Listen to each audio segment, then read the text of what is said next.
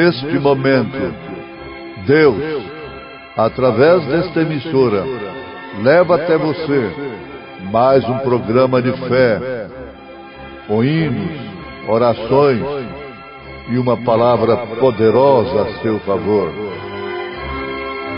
Fé para vencer.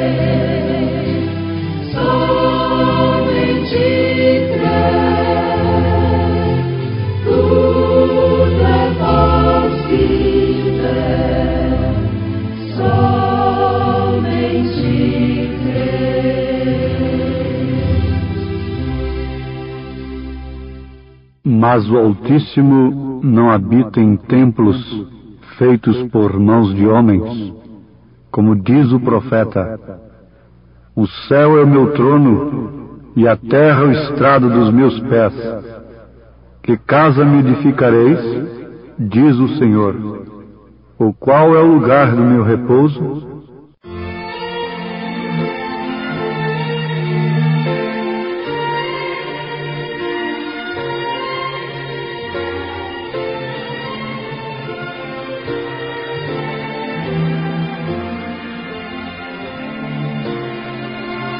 Se você não tem amor, como é que pode amar? Se você guarda rancor, o que é que pode dar? Se você não tem amor, só sabe agredir. Se você guarda rancor, aos outros vai ferir. Só pode dar amor quem tem amor pra dar. Se você não o tem, pretende dar o quê? A quem? Se você não tem amor, não pode ajudar. Se você guarda rancor, vive a ironizar. Se você não tem amor, não pode construir. Se você não tem amor, às vezes vai fingir. Só pode dar amor quem tem amor pra dar. Se você não o tem, pretende dar o quê? A quem? Se você não tem amor, quão pobre é seu viver. Se você não tem amor, inútil a Deus vai ser.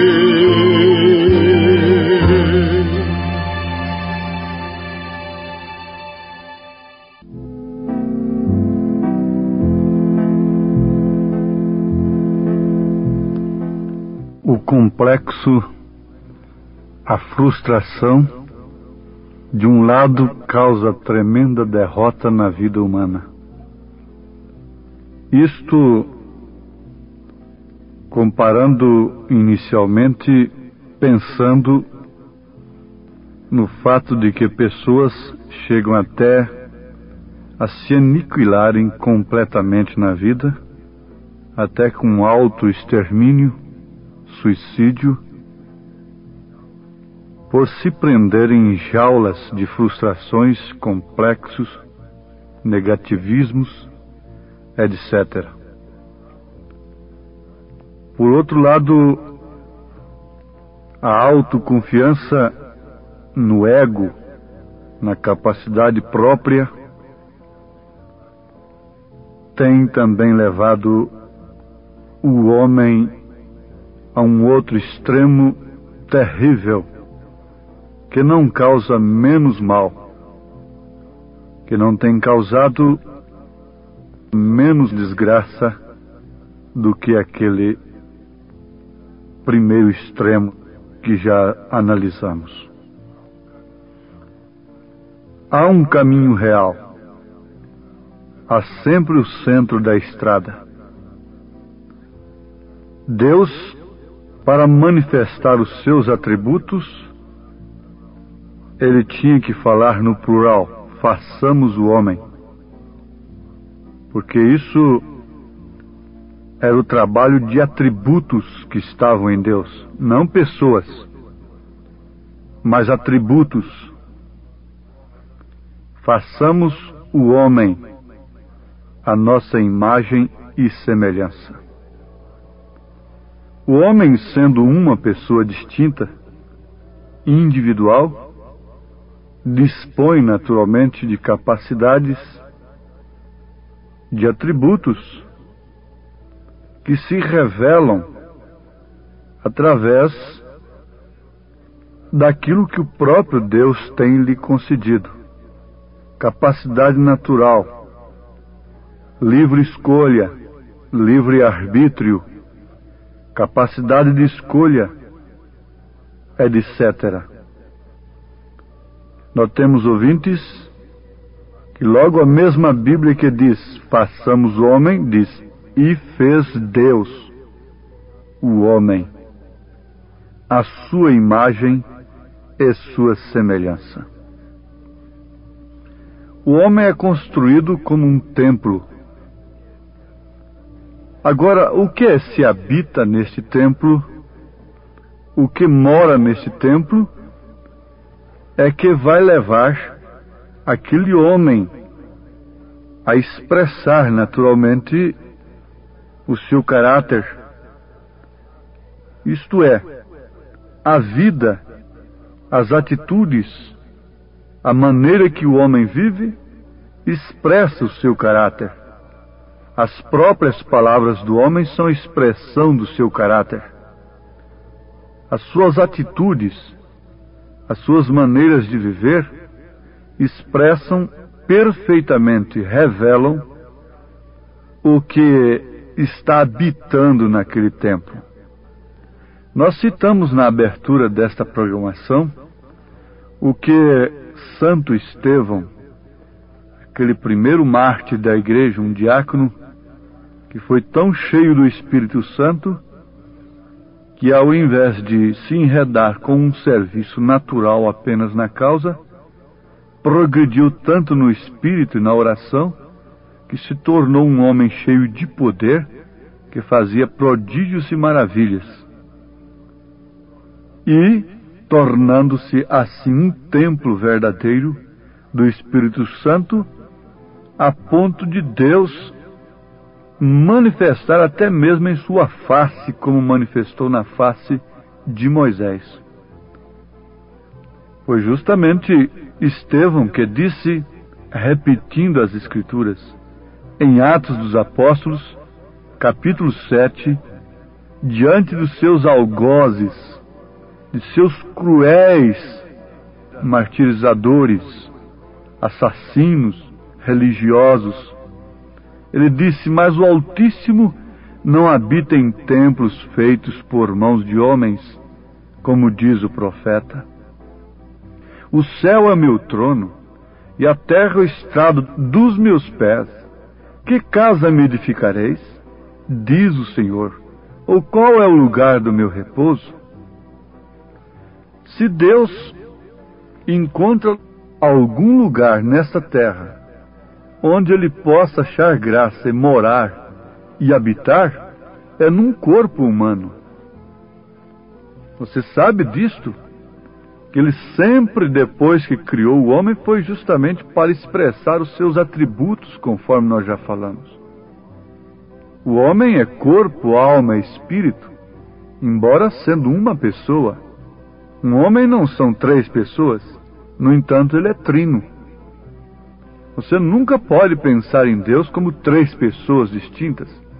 Isso é paganismo, isso nunca foi cristianismo. Você não pode olhar para si mesmo e ver três pessoas em si. E se Deus tem se revelado a você, você constatará que o templo deve ser cheio da glória de Deus. Quer dizer, o Pai, o Filho e o Espírito Santo deve morar em você. Como Pai, você sabe, Ele é Senhor, Ele é Rei. Como Filho, Ele é sacerdote. Como Espírito Santo, Ele ilumina, Ele é profeta. Jesus Cristo foi Rei, sacerdote e profeta. A manifestação total, absoluta de Deus. Deus se manifestando em um corpo, em templo, não feito por mãos de homens. E Jesus era aquele templo. Ele disse: derribai esse templo, e em 3 dias o levantarei. Jesus falou na primeira pessoa. Era o Deus que estava nele que estava falando. Ele estava falando do seu próprio corpo. Ouvintes, Deus não pode ser visto por ninguém, a não ser através do corpo que Ele fez para nele habitar. Só podemos ver o Pai no Filho. Jesus disse: quem vê a mim, vê o Pai. Não me tendes visto, Filipe? Há tanto tempo estou convosco. Analisem o verbo. Faça uma análise gramatical disto aí. Há tanto tempo estou convosco, Filipe. E foi justamente quando Filipe pediu para que ele lhe mostrasse o Pai a eles.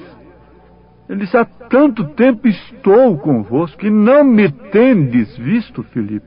Quem vê a mim, vê o Pai. Porque o Pai é Espírito, é invisível, diz a Bíblia. Ninguém jamais viu o Pai. Mas o Filho unigênito, que está no seio do Pai, este o fez conhecer. Esse manifestou o nome do Pai aos homens. E por que, povo de Deus, rejeita o nome do Pai e do Filho e do Espírito Santo no seu batismo? De onde teria partido isto? Vejamos aqui uma coisa profunda e tremenda nesse instante. Onde Deus habita nessa terra? É certo que Deus está na natureza, nas águas, nas flores. Uma pequena menina fez um doutor ateu ficar com a sua boca trancada. Quando ela, depois de ter a sua fé desafiada por aquele ateu, apenas apanhou uma florzinha ali no chão e perguntou para ele de onde tinha vindo aquilo, se ele sabia explicar quem é que tinha feito aquilo. Deus está na natureza, Deus está na vida, nas árvores. A natureza é uma Bíblia aberta, e São Paulo diz que a natureza deixará todo homem inexcusável diante de Deus. Mas ele está numa laranjeira expressando a semente que ela tem, a sua semente de origem. Ela produz laranja. Agora, no ser humano, Deus está para produzir, expressar os seus atributos: fé, virtude, conhecimento de Deus, temperança, paciência, piedade, amor fraternal, expressar o seu caráter. Deus não está em templos feitos por mãos de homens. Agora, o que Paulo disse concernente a isto, na sua primeira carta aos Coríntios, capítulo 3, versículo 16? Qual é a pergunta que ele faz? Não sabeis vós que sois o templo de Deus e que o Espírito de Deus habita em vós? Ele continua dizendo: se alguém destruir o templo de Deus, Deus o destruirá, porque o templo de Deus, que sois vós, é santo. Agora, o que destrói esse templo? São falsas doutrinas. Aquilo que a mulher concebe, ela tem que gerar e dar à luz. De quem ela concebe, ela tem que gerar e dar à luz. Isto é certo? E se você concebe uma falsa doutrina, fique sabendo, aquela doutrina está destruindo este templo. Este corpo que está sendo dispensada o pudor dele, a vergonha, as vestes honestas que a Bíblia exige, traje de homem no homem, traje de mulher na mulher. Essas doutrinas destroem o templo de Deus. E por isso eles ficam entregues a Satanás, pensando que estão cheios de Deus, crendo no espírito do erro, do engano, que vem da própria parte de Deus, porque a Bíblia diz que quando um povo rejeita, então Deus envia um espírito de engano, de erro, para aquele povo crer naquele espírito do erro e pensar que está certo. Nós podemos mostrar isto, e foi justamente quando a igreja e o Estado estavam em iminência, de mãos dadas, Acabe e Jezabel e seus doutores, teólogos profundos do dia, com escola de profetas e demais coisas, e Deus mostrou que eles creriam no espírito do engano e continuariam adiante com o seu profeta no espírito de Elias, se recluindo ali e deixando simplesmente a palavra do Senhor se cumprindo. Vejam, notem, parem um pouquinho e vejam que não estamos falando bobagem e não estamos conversando aéreamente. Estamos falando de coisas que são fundamentais nas Escrituras. É fundamento. Vós sois templos do Espírito Santo. Se alguém destruir o templo de Deus, você está destruindo com o fumo, com o álcool, com a prostituição, com a orgia. Muito bem. Mas há uma coisa que destrói mais o templo de Deus do que a falsa doutrina? Há? Neste mundo? Oh, sim. Por isso em Apocalipse nós encontramos 3 doutrinas abomináveis: a nicolaíta, a baalanita, a doutrina de Balaão, e a jezabelita. São 3 coisas que formam o falso cristianismo. São 3. Deus denuncia isto no Apocalipse. E eu tenho, porém, contra ti, que tens estas doutrinas dentro de si, dentro da igreja. A igreja do século reúne todos os males que as demais dos séculos passados tiveram. Bem como a verdadeira igreja reúne toda a palavra, todo o bem. É tempo de plenitude, de Deus se manifestar em sua plenitude, em sua igreja, e Satanás se manifestar em sua plenitude na falsa igreja. É tempo da rejeição, é tempo do ódio, é tempo da aversão do Caim pelo Abel. É tempo da aceitação de Deus, é tempo de plenitude, tanto de um lado como do outro. Você sabe que nós encontramos no Apocalipse o anticristo, o falso profeta e a besta, tratando-se da mesma pessoa. É uma trindade: anticristo, falso profeta e besta. Por enquanto ele é o falso profeta.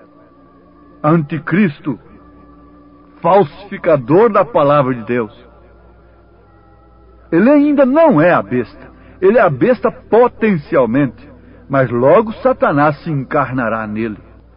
E ele, cavalgando o cavalo baio, que é uma mistura, é uma união que farão, terá o nome de morte, o que significa fim. Mas por outro lado, Jesus Cristo se encarnará totalmente, absolutamente, em sua plenitude, na igreja noiva, na igreja escolhida. A estas alturas você deve pensar: o que tem sido o meu corpo? O que tem sido a minha vida? O que tem sido a minha alma?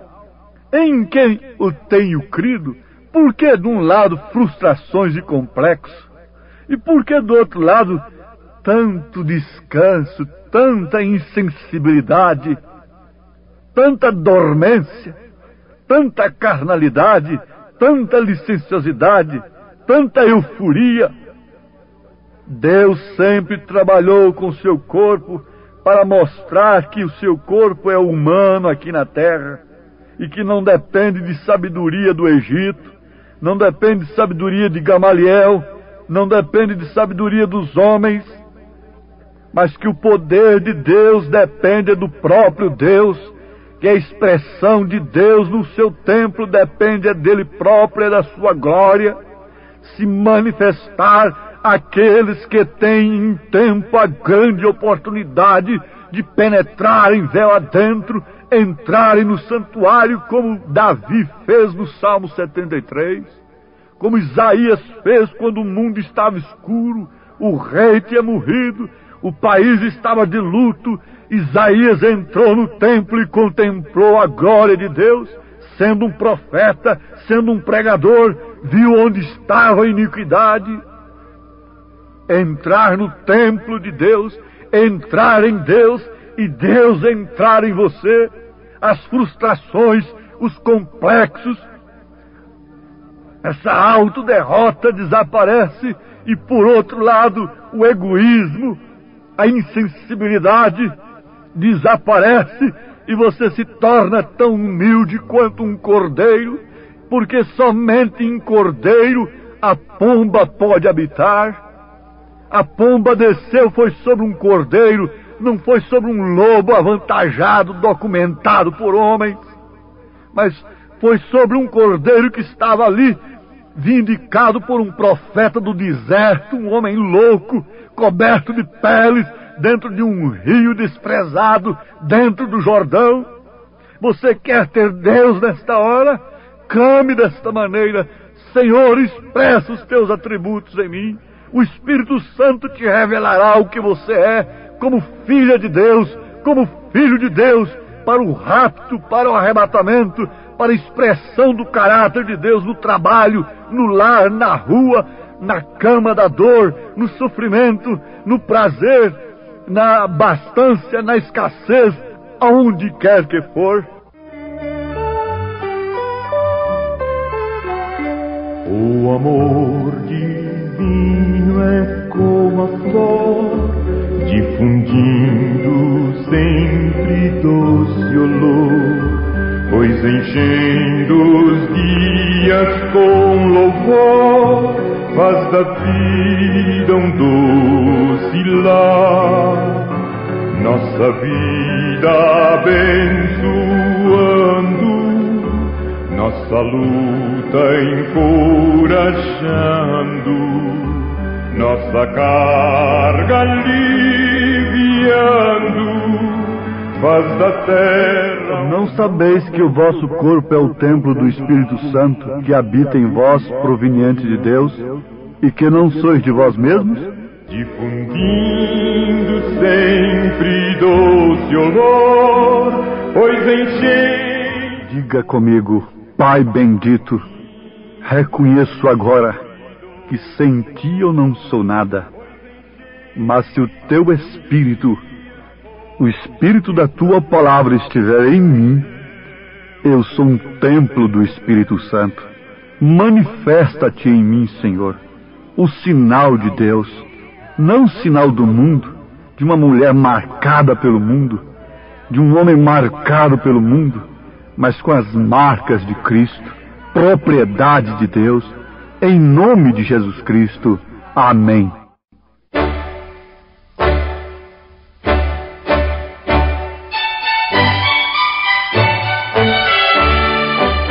Ouvintes, escreva-nos pela caixa postal de número 15.020, 15020, CEP 74501-970, Goiânia, Goiás. O nosso endereço na internet é www.apalavraoriginal.org.br. Volte a nos ouvir amanhã novamente neste mesmo horário, nesta emissora, se o Senhor nos permitir, com fé no Filho de Deus, a fé que vence o mundo.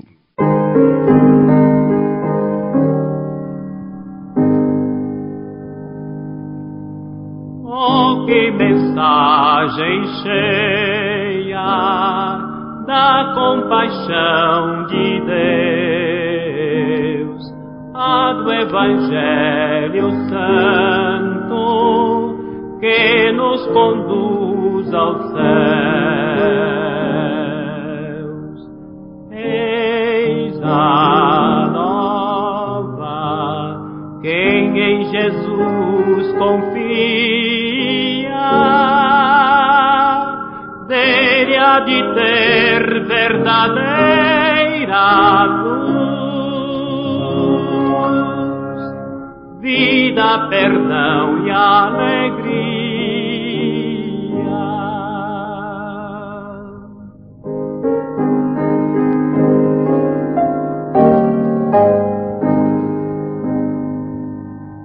Temos na cruz de Cristo bênção e salvação, porta da vida aberta, única redenção. Eis a nova, quem em Jesus confia, dele há de ter verdadeira luz, vida, perdão e alegria.